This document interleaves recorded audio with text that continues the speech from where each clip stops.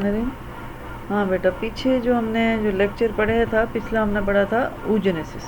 अब oogenesis तो पढ़ लिया, लेकिन उसमें थोड़ा सा आपको फीमेल का ये रिप्रोडक्टिव ऑर्गन भी पढ़ लिए, मेल के भी, लेकिन हमें थोड़ा सा ये पता होना चाहिए कि ये जो oogenesis हो रहा है ये तो मेंस्ट्रुएशन साइकिल, क्योंकि अगर प्रेगनेंसी नहीं होती तो मेंस्ट्रुएशन साइकिल हो जाती है ना। तो कौन से वो हार्मोन है जो इसको कंट्रोल करते हैं, फिर ओव्यूलेशन है क्या, ये जो कार्पस ल्यूटियम, कार्पस एल्बिकेंस, इनकी डेफिनेशन वो पूछते हैं ये क्या है। ठीक है, तो मेंस्ट्रुएशन के साइकिल्स के फेसेस कौन से हैं, नॉर्मल इम्प्लांटेशन किस साइड पे होनी चाहिए। अब ओवेरियन साइकिल जो है, अब साइकिल हमारे पास दो हैं, एक यूट्राइन साइकिल होगी, एक यूट्रस के अंदर चेंजेस जो आ रही हैं, और एक होगा ओवरी के अंदर। तो हमने ये क्या है, ओवरी, ये ओवरी में डिफरेंट फेसेस हो रहे हैं। ये देखो, ये जो बीच में लाइन लगी हुई है ना, ये क्योंकि साइकिल होती है 28 डेज़ की, तो ये शुरू के 14 डेज़ दिखाएं, ये लास्ट के 14 डेज़, और मिड में ये दिखाया है कौन सा, ओवुलेशन का टाइम, जिसको हम कहते हैं 14th डे। ठीक है, तो जो शुरू के 14th डे हैं, ये जो ओवरी में हो रहा है, ये देखो oogenesis जो अकर हो रही है, जो हमने पिछले वीक पढ़ी थी। ठीक है, तो ये this is controlled by the follicular stimulating hormone. Follicle stimulating hormone जो है वो बनाता है पिट्यूटरी ग्लैंड, लेकिन पिट्यूटरी ग्लैंड को एक हार्मोन होता है हाइपोथैलेमस, हमारे पास ब्रेन का पोर्शन है, जो कि एक हार्मोन रिलीज करता है, गोनेडोट्रोफिक रिलीजिंग हार्मोन। वो हार्मोन एक्ट करेगा एंटीरियर पिट्यूटरी ग्लैंड पे, पोस्टीरियर पे नहीं। ठीक है, तो एंटीरियर पिट्यूटरी ग्लैंड फिर ये हमें हार्मोन देगा, फॉलिकल स्टिमुलेटिंग हार्मोन। तो वो इनिशियल 14 देर में ये कंट्रोल कर रहा है और वो oogenesis करवा रहा है।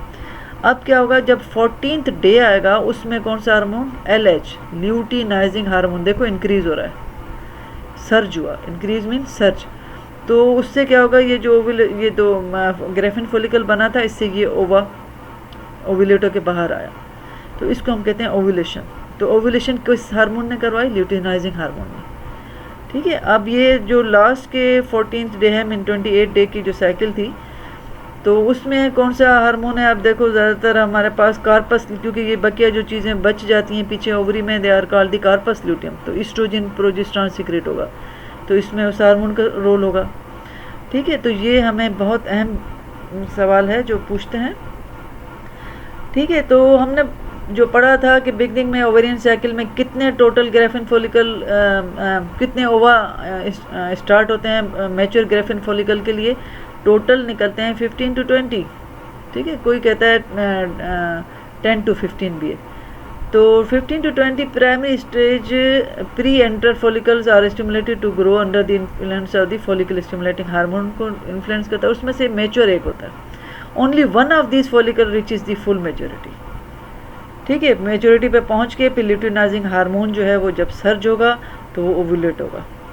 ठीक है, अच्छा, the other degenerate and becomes atretic, becomes, तो उसको हम कहते हैं कार्पस एट्रेटिकम। ये BCQ आता है, और ऑस्पी में भी पूछते हैं व्हाट इज कार्पस एट्रेटिकम। तो हम क्या लिखेंगे कि only one of the follicle reaches is to maturity and others degenerate and becomes corpus atreticum. Consequently, the most follicle degenerate without ever reaching the full maturity. When a follicle becomes atretic, the oocyte and surrounding follicular cells degenerate and are replaced by the connective tissue forming the corpus atreticum. ठीक है, तो ये definition आपको आनी चाहिए कि what is corpus एट्रेटिकम। ठीक, क्योंकि ओवुलेशन ये फुल मैच्योर नहीं हुआ, ग्रेफिन फॉलिकल नहीं बना फुल। ठीक है, जो क्योंकि 10 to 15 एंटर हो रहे थे ना, अभी इसमें लिखा हुआ है 15 to 20, तो जो लैंगमैन में लिखा हुआ, न्यू लैंगमैन में तो 15 to 20 लिखा हुआ है, तो उसमें मैच्योर सिर्फ एक होता है, बाकी जो है वो कार्पस एट्रेटिकम बन गए, क्योंकि ये एंटर तो हुए थे ना। ठीक है, अच्छा, under the influence of the gonadotropic releasing hormone, देखो ये पिट्यूटरी ग्लैंड पे एक्ट करेगा, हाइपोथैलेमस है, उसने पिट्यूटरी ग्लैंड पे एक्ट किया, उसके किस हार्मोन ने, गोनेडोट्रोफिक हार्मोन ने, और उसने गोनेडोट्रोफिक हार्मोन ने फिर कौन से हार्मोन, पिट्यूटरी ग्लैंड को कौन से हार्मोन बनाने को बोला, follicle stimulating and luteinizing hormone. Follicle stimulating ने शुरू के 14 डेज में काम किया, ल्यूटिनाइजिंग हार्मोन ने जो है 14th डे पे किया और ओवुलेशन की।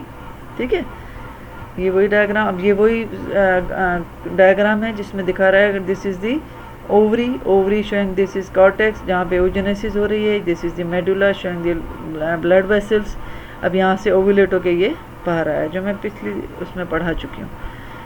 ठीक है, ये वही चीज़ है जिसमें ये प्राइमरी फॉलिकल है, फिर प्राइमरी फॉलिकल, फिर प्राइमरी फॉलिकल, जब फिर सेकेंडरी फॉलिकल एंड आखिर में मैच्योर ग्रेफिन फॉलिकल ये बन गया। और जो पीछे चीज़ रहेगी उसके कॉल दी कार्पस ल्यूटियम। ठीक है, ल्यूटियन, ये येलो कलर के इसमें ल्यूटियन पिगमेंट होता है, इसलिए इसको कहते हैं कार्पस ल्यूटियम। ठीक है, तो फैट ऑफ कार्पस ल्यूटियम ये भी बहुत अहम है। अगर फर्टिलाइजेशन नहीं होती, follicular stimulating hormone and luteinizing hormone release is inhibited by the progesterone, क्योंकि मैंने कहा था कि लास्ट के 14 डे में कार्पस ल्यूटियम क्या सीक्रेट करेगा, प्रोजेस्टेरॉन एंड एस्ट्रोजन। तो उससे without LH and the CL corpus luteum किसके का लास्ट, तो विदाउट ल्यूटिनाइजिंग हार्मोन अब उसके पास नहीं है। अब क्या है, क्योंकि लास्ट के 14 डेज है तो प्रोजेस्टेरॉन एस्ट्रोजन है। तो जब ल्यूटिनाइजिंग हार्मोन नहीं होगा तो corpus luteum last for 14th day. Langman में मेरे ख्याल में 9 डेज लिखा हुआ है, तो जो लैंगमैन में हो वही देख लेना। ठीक है, तो कार्पस ल्यूटियम जो है वो फिर डिजेनेट हो जाता है इधर ही, क्योंकि प्रेगनेंसी नहीं हुई। और अगर प्रेगनेंसी हो जाती है तो यही कार्पस ल्यूटियम जो है 4 मंथ ऑफ प्रेगनेंसी तक एस्ट्रोजन और प्रोजेस्टेरॉन बनाता रहता है, जब तक कि प्लासेंटा पूरा मैच्योर ना हो। फिर जब प्लासेंटा मैच्योर हो जाता है वो बनाता है एस्ट्रोजन प्रोजेस्टेरॉन, तो फिर इसकी ज़रूरत नहीं होती, फिर ये डिजेनेट हो जाता है। ठीक है, ओवेरियन साइकिल ल्यूटिनाइजेशन क्या होता है at mid cycle. Mid cycle का मतलब है, मैंने कहा था 14th डे, तो मैंने क्या कहा था, ल्यूटिनाइजिंग हार्मोन सर्ज होगा और वो उसके सर्ज होने से क्या होगा, causing the oocyte to complete the first meiotic and initiate the first meiosis 2 में एंटर हो गया, और फिर ये ओव्यूलेट हो जाता है। तो जब ओव्यूलेट होता है it is arrested in the meiosis 2 के मेटाफेज में अरेस्ट है। ठीक है, तो ओव्यूलेशन करवाई किस हार्मोन है, ल्यूटिनाइजिंग हार्मोन ने। ठीक है, ये भी अब ये ऊपर वाला जो सब कुछ हो रहा है ये ओवरी में हो रहा है। ये जो नीचे डायग्राम है, this is the diagram of the uterus. Uterus की मैंने आपको कहा था एंड्रोमेट्रियम जो सिंपल कॉलमनर एपिथेलियम होती है वो ग्लैंड बनाती है। अब यहाँ पे आप जो जहाँ एरो में दिखा रही हो, दिस इज अब फेसेस होते हैं ना हमारे पास, menstruation phase, follicular phase, luteal phase. ठीक है, अब यहाँ पे जो मेंस्ट्रुएशन फेज में आप देखो ये एंड्रोमेट्रियम बिल्कुल थिन है, 1 मिलीमीटर होती है। फिर फॉलिकुलर फेज में ये जो ग्लैंड्स होते हैं थोड़ा इनलार्ज होते हैं, क्योंकि यहाँ ठीक है इनलार्ज होते हैं क्यों, और इसको हम कहेंगे फॉलिकुलर फेज, तो इसमें थिकनेस हो जाती है 3 मिलीमीटर। फिर जो ल्यूटियल फेस है जिसको हम सेक्रेटरी फेस भी कहते हैं, उसमें ग्लैंड और भी ज़्यादा टॉर्चस हो गए, क्योंकि इसमें ग्लाइकोजन भर जाती है। देखो कोई भी पौधा, कोई सख्त ज़मीन में कोई पौधा उगाने के लिए आप पहले उस ज़मीन को नरम करते हो, फिर उसमें बीज डालते हो। कुदरत ने भी इसी तरीके से इस एंडोमेट्रियम को बिल्कुल स्पंजी बना देना है, ताकि जब वो बेबी का उस साइड इसमें आके इम्प्लांट करना चाहे तो इम्प्लांटेशन में अपनी जड़ें अच्छे तरीके से बना सके। ठीक है, तो यहाँ पे ल्यूटियल फेस में जो एंडोमेट्रियम है वो थिकनेस 6 मिलीमीटर हो जाती है। तो ये BCQ पूछते हैं कि एंडोमेट्रियम की थिकनेस सबसे ज़्यादा किस में है, ल्यूटियल फेस या प्रोलिफरेटिव फेस। ठीक है, क्योंकि 6 मिलीमीटर है। अब ये जितनी भी लेयर बढ़ी है, ये देखो नीचे वाली जो बिल्कुल पिंक है, this is called the basal layer. ये परमानेंट लेयर होती है, और जितनी ऊपर एक्स्ट्रा बढ़ती जा रही है इसको हम कहते हैं फंक्शनल लेयर। तो फंक्शनल लेयर जब अगर प्रेगनेंसी नहीं होती तो फंक्शनल लेयर जो है वो मेंस्ट्रुएशन साइकिल में शेड हो जाती है, और अगर प्रेगनेंसी होती है तो फंक्शनल में ही बेबी इम्प्लांट करता है, बेजल तक नॉर्मली नहीं आना चाहिए। ठीक है, तो ये भी BCQ आता है, क्योंकि बेजल परमानेंट रहती है, वो दोबारा बनाने के काम आती है। अब यहाँ पे दिखाया क्या, ओव्यूलेशन हुई, और ओव्यूलेशन करवाई किसने, ल्यूटिनाइजिंग हार्मोन ने। और फिम्ब्रिया में ये सारे फिलोपियन ट्यूब करीब थी, तो ये सारे ये जोना पेलिस्टिडा उस साइड सेकेंडरी उस साइड था, जो कि मियोसिस 2 के मेटाफेज 2 में अरेस्ट है। ये कोरोना रेडिएटा है। ठीक, ये आगे दिखाया। ठीक है, अब वो ये मैं पहले भी बता चुकी हूँ कि भी मैच्योर ग्रेफिन फॉलिकल का साइज़ क्या है, 25 मिलीमीटर। और स्टिग्मा क्या था, वो एविस्कुलर पॉइंट था जिसमें ग्रेफिन फॉलिकल ओवरी की सरफेस को टच करता है, बीच में से कनेक्टिव टिश्यू रिप्लेस कर देता था। ठीक है, इसका दी स्टिग्मा। ठीक है, अब मिडिल पेन, यहाँ पे देखो ओवुलेशन होती है 14th डे पे, इसी वजह से बहुत सारी गर्ल्स को जो है मिडिल पेन होता है एब्डामेन में नॉर्मली, तो ये नॉर्मल है। इसमें 1 डिग्री टेम्परेचर भी बढ़ जाता है। ठीक है, राइज इन बेजल टेम्परेचर जो है वो 1 डिग्री तक बढ़ जाता है, तो ऐसे लगता है कि भी बुखार हो रहा है। ठीक है। तो so women fails to ovulate because of the low concentration of the gonadotropin. अगर लो कंसंट्रेशन है तो लुटिनाइजिंग हार्मोन नहीं बन सकेगा, तो उसकी वजह से उसकी ओवुलेशन में एवोल्यूशन नहीं होगी। तो ये भी मीन हाइपोथैलेमस से, फिर पिट्यूटरी से अगर कोई ऐसे डिफेक्ट आए तो फिर इस पर भी इफेक्ट हो सकता है, ठीक है। अच्छा, ये वही चीज़ अब यहाँ पे तो वो फर्टिलाइजेशन हम आगे पढ़ेंगे तो मैं आपको बताऊंगी कि क्या है system. Fate of the corpus luteum with fertilization and implantation, वो था फिर कार्पस ल्यूटियम विदाउट फर्टिलाइजेशन जो 14 डे तक फिर डिजेनरेट हो गया अगर फर्टिलाइजेशन नहीं। और अगर मैंने पहले भी कहा कि अगर ये फर्टिलाइजेशन हो जाती है तो ये 4 मंथ तक काम करता है। ये हार्मोन बनाता है oestrogen, progesterone and HCG, human chorionic gonadotropic hormone. ये वो हार्मोन है जो हम प्रेगनेंसी के लिए टेस्ट करते हैं यूरिन में या ब्लड में, ठीक है।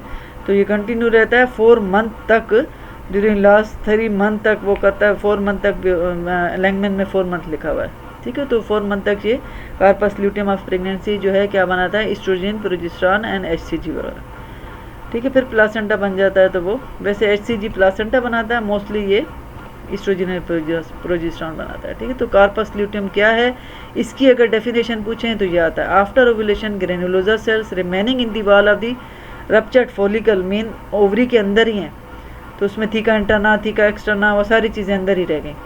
Under the influence of the luteinizing hormone, जब these cells develop a yellowish pigment and change into the lutein cells which forms the carpus luteum and secrete the estrogen and progesterone of pregnancy, ठीक है।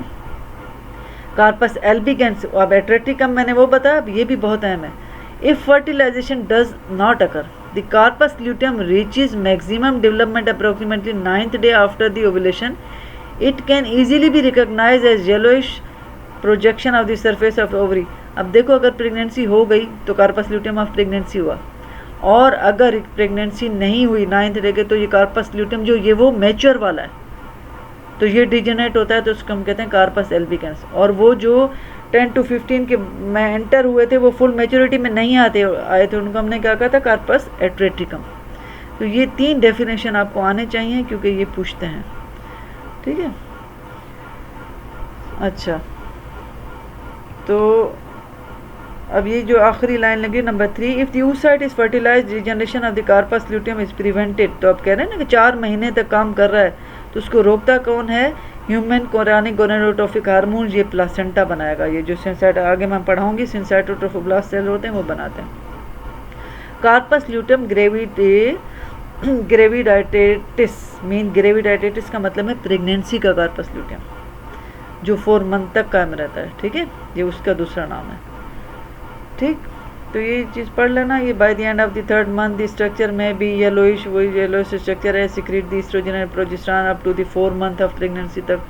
उसके बाद फिर placenta बन जाता है, placenta फिर एस्ट्रोजन प्रोजेस्टेरॉन बना लेता है, तो फिर ये रिमूव हो जाता है। Corpus luteum of the pregnancy remove before the 4 month usually lead to abortion. अगर 4 मंथ से पहले रिलीज हो गया, फिनिश हो गया, तो प्रेगनेंसी ख़त्म हो जाएगी और एबॉर्शन हो जाएगा। तो कार्पस ल्यूटियम को 4 मंथ तक होना चाहिए ताकि एबॉर्शन ना हो, ठीक है। तो कार्पस ल्यूटियम क्यों, क्योंकि ये एस्ट्रोजन और प्रोजेस्टेरॉन बनाता है, तो वो यूट्रस पे एक्ट करते हैं। तो यूट्रस की वो जो फंक्शनल लेयर बन रही थी तो वो बननी चाहिए, वो फंक्शनल लेयर नहीं बनेगी तो इम्प्लांट कहाँ पे करेगा, ठीक है। तो ये वही चीज़ें जो अब मेंस्ट्रुएशन साइकिल में मैंने बता दिया, प्रोलिफरेटिव फेज, ये सारे फेसेस वगैरह, ये थोड़ा डिटेल में इतना ज़्यादा नहीं जा रहे, बस ये हिस्टोलॉजिकल डायग्राम है। ये वैसे दिखाया गया है कि ये देखो कैसे वेसल्स जो है वो टॉर्चर्स होती जा रही हैं। तो ये नीचे वाली ये बेजल लेयर है, ऊपर वाली जो है वो फंक्शनल लेयर है, स्पंजी जो होती है, क्योंकि इनके सेल के अंदर ये एपिथेलियम जो होती है सिंपल कॉलमनर, ये ग्लैंड बना देती है। ग्लैंड्स के जो सेल्स हैं they are laden with the glycogen, ताकि बेबी जब यहाँ पे उसका वो इम्प्लांटेशन हो तो उसको शुरू में न्यूट्रिशन चाहिए होती है, तो वो इसी ग्लाइकोजन से लेता है, ठीक है। ये यहाँ पे एपिथेलियम होगी और यहाँ पे ये इम्प्लांट हो गया। मेंस्ट्रुएशन साइकिल, प्रोलिफरेटिव फेज, ये भी वही चीज़ दिखाई है कि ये ऊपर वाला ओवरी में दिखाया है, ये नीचे वाला यूट्रस में दिखाया है। इसको वही डिटेल है, दोबारा मैं इसको नहीं बता रही। ये ग्लाइकोजन वगैरह सारा ये यहाँ पे कंटेनिंग स्ट्रोमल ग्लाइकोजन, क्योंकि ग्लाइकोजन क्यों आते हैं ये सारा, और ये जो आर्टरीज टॉर्चेस हो जाती हैं इनको हम क्या कहते हैं, स्पायरल आर्टरीज। ठीक है, ये है बस। इसको BDS के लिए इतना ही बहुत है कि अब यहाँ पे ये वही ले रहे हैं, ये मेंस्ट्रुएशन की है 1 मिलीमीटर। यहाँ पे जो है मेंस्ट्रुएशन के बाद कहाँ गया एरो, हाँ ये जो प्रोलिफरेटिव है और ये सिक्रेटरी फेस है, ये सबसे ज़्यादा थिक यहाँ पे होता है, यहाँ पे ये आके इम्प्लांट करेगा।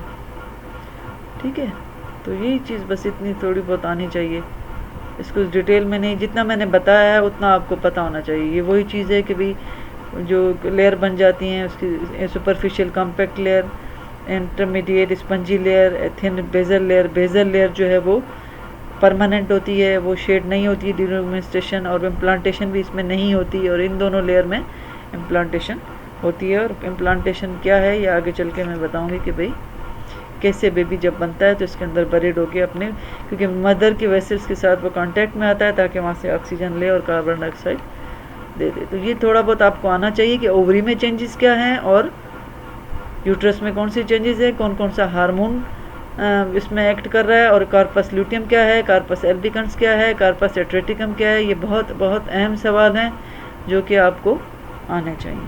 ठीक है बेटा, थैंक यू।